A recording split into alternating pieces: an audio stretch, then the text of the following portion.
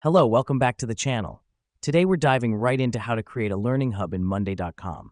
To get started, navigate to your Monday.com dashboard.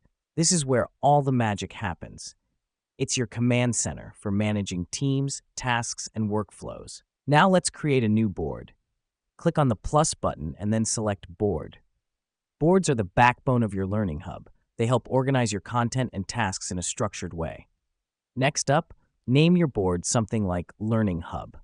This will be the main hub for all your learning resources and materials.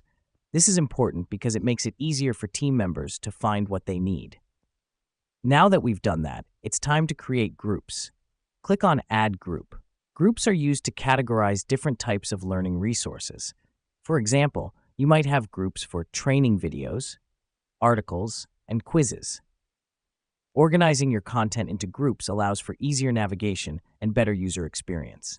Now, within these groups, you'll create items. These are your individual learning resources. Click on New Item, then add a title, description, and any relevant files or links.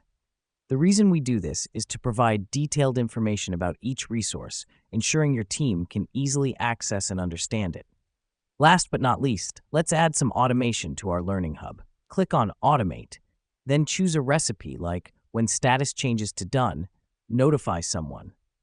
Automation in Monday.com makes your Learning Hub more interactive and efficient.